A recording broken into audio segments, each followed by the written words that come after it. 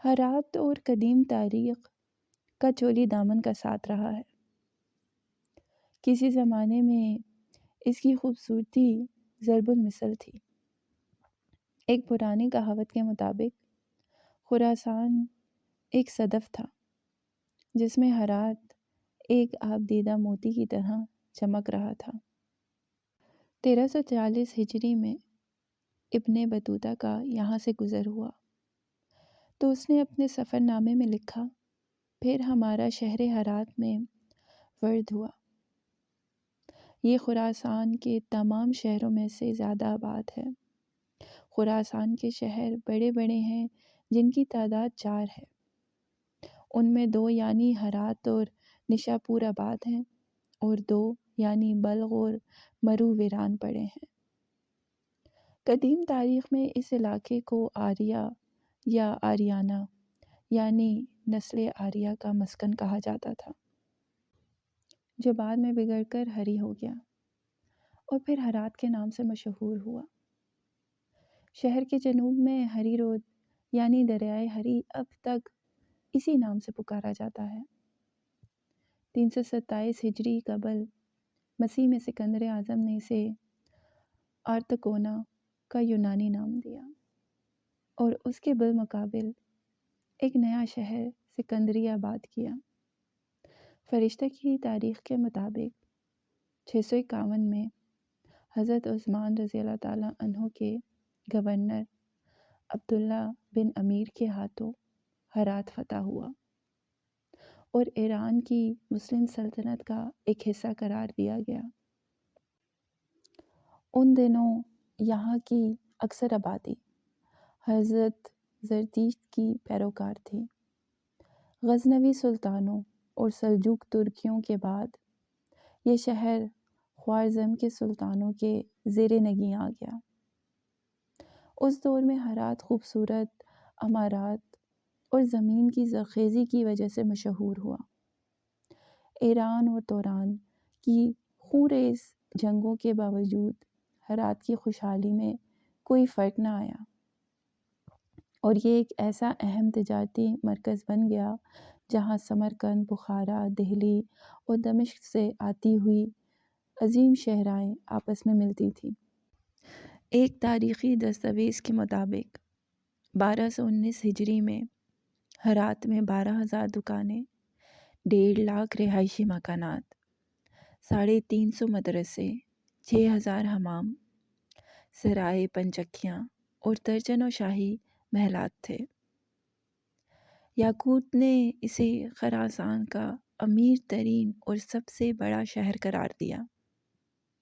امن اور آتشی کی اس فضا میں چنگیز خان کے حملے نے زہر گھول کے رکھ دیا۔ ہراتی تاریخ دان خوند میر کے مطابق چنگیز خان کے 2 حملوں میں 15 لاکھ سے زائد شہری قتل ہوئے۔ سب سے پہلے 1219 ہجری میں چنگیز خان نے ہرات کو تباہ کیا، لیکن سلطان جلال الدین نے کمال شجاعت سے تاتاریوں کو مار بھگایا۔ 3 برس بعد ایک مرتبہ پھر تاتاری حملہ آور ہوئے اور شہر کی اینٹ سے اینٹ بجا دی۔ ہرات زندگی کی ایک رواں داواں لہر تھی اور چند سالوں میں ہی انہی کھنڈرات سے ایک نئے ہرات نے جنم لیا، جسے غوری سلطانوں کے تحت ایک مرتبہ پھر چمن ایشیا کے لقب سے پکارا جانے لگا۔ اس کے کوچہ و بازار میں یہ کہاوت عام ہو گئی کہ ہرات ہی دنیا کا خوبصورت ترین شہر ہے۔ دائمی امن اور خوشحالی شاید اس شہر کے مقدر میں نہ تھی۔ 1381 ہجری میں امیر تیمور وسط ایشیا کے ترکوں کی معیت میں سمرقند سے نکلا اور ہرات پہ حملہ آور ہوا۔ شاہی خزانے کے بیش قیمت جواہرات، طلائی تاج اور تمام سونا چاندی جیہون کے پار سمرقند میں منتقل کر دیا گیا۔ شہر کی فصیلیں مسمار کر دی گئیں اور حفاظتی دروازے اکھاڑ کر فتح کی یادگار کے طور پر تیمور کی جائے پیدائش کیش میں بھجوا دیے گئے۔ ہرات ایک مرتبہ پھر اجڑ چکا تھا، تقریباً 8 سال بعد، جب امیر تیمور نے خراسان، سیاستان اور مازندران کے علاقے اپنے بیٹے شاہ رخ کو سونپے تو اس کی نگاہ انتخاب اپنے باپ کے تباہ کیے ہوئے ہرات پر پڑی اور اس نے اسے اپنا دارالسلطنت قرار دیا۔ شاہ رخ نے منہدم فصیلیں دوبارہ تعمیر کروائیں اور شہر کے حفاظتی دروازے کیش سے واپس لا کر نصب کروا دیے۔ سمرقند کے ماہر معماروں کو شہر کی تعمیر نو پر مامور کیا گیا۔ شاہ رخ کا عہد ہرات کی تاریخ کا حسین ترین دور ثابت ہوا۔ وسط ایشیا کا یہ دارالسلطنت اب مشرقی شہروں کی ملکہ کے نام سے پکارا جانے لگا۔ اس کا حکمران تلوار کا دھنی ہونے کے علاوہ انصاف پسند اور انتہائی پرہیزگار بھی تھا۔ شاہ رخ کی حسین ملکہ گوہر شاد نے ہرات کو خوبصورت اور عالی شان محلات سے سجا دیا۔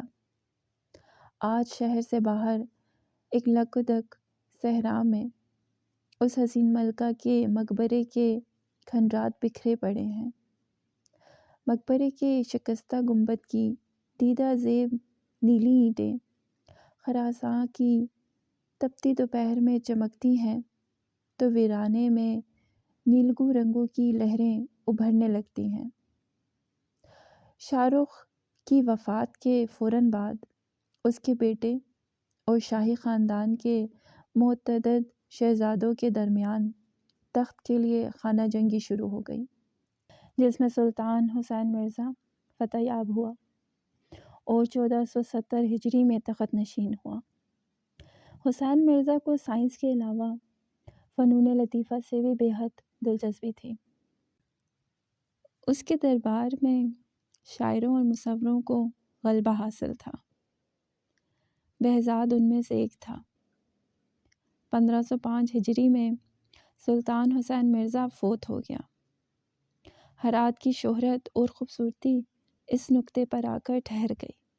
حسین مرزا کے بیٹوں کی دعوت پر کابل اور غزنی کا حکمران بابر ہرات گیا، جہاں اس کا فقد المثال استقبال کیا گیا۔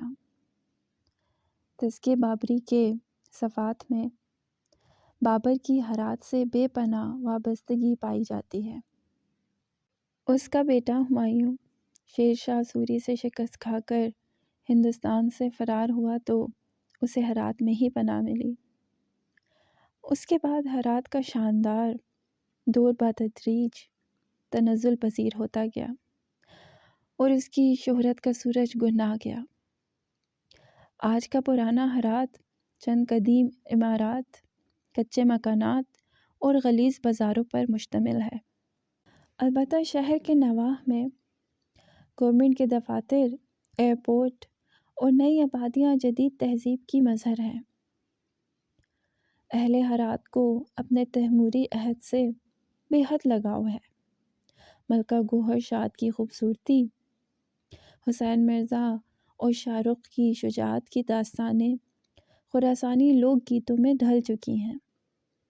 ہرات کی خوبصورت ترین عمارت مسجد جامع شہر کے جنوبی کنارے پر واقع ہے۔ باہر سے مسجد کی وسعت کا صحیح اندازہ نہیں ہوتا۔ ہم اندر داخل ہوئے تو اس کے وسیع صحن اور گنبدوں نے ہمیں اس کی عظمت اور خوبصورتی کا احساس دلایا۔ مسجد بالکل ویران پڑی تھی۔ رات کو بارش سے میناروں اور گنبدوں کی دیدہ زیب اینٹوں کی نیلاہٹ اور نمایاں ہو چکی تھی، اور تمام عمارت غیر مرئی طور پر شفاف نیلگوں آسماں میں جذب سی ہو گئی تھی۔ اکثر جگہ نیلی اینٹیں اور پتھر اکھڑ چکے تھے، جن کی مرمت کا کام جاری تھا۔ مسجد کے برآمدے میں چند ہنرمند کاریگر نئی اینٹوں کی تراش خراش میں مصروف تھے۔ مسجد کی موجودہ صورت 1200 ہجری میں غیاث الدین غوری کے دور میں ظہور پذیر ہوئی۔ کہا جاتا ہے کہ سلطان نے یہ مسجد مشہور بزرگ فخر الدین رازی کے لیے تعمیر کروائی۔ رازی کا مزار مسجد سے ملحقہ ان کے حجرے میں واقع ہے۔ شہر سے باہر ملکہ گوہر شاد کے مقبرے کے قریب شیخ باگرہ کے مدرسے کے 4 سربریدہ مینار کھڑے ہیں۔ 1858 ہجری میں انگریز افواج نے مدرسے اور مسجد کو منہدم کر دیا تاکہ حملہ آور اسی عمارت کی چھت پر اپنا توپ خانہ نصب کر کے شہر پر گولہ باری نہ کر سکیں۔ ہم جب ہرات چھوڑ رہے تھے تو باگرہ مدرسے کے پرشکوہ مینار صحرائی وسعتوں میں دراز قد زرافوں کی طرح گردنیں اٹھائے کھڑے تھے۔ ان کی بلندی اور خوبصورتی پر وقت کی تباہ کاریاں بھی اثر انداز نہ ہو سکی تھیں۔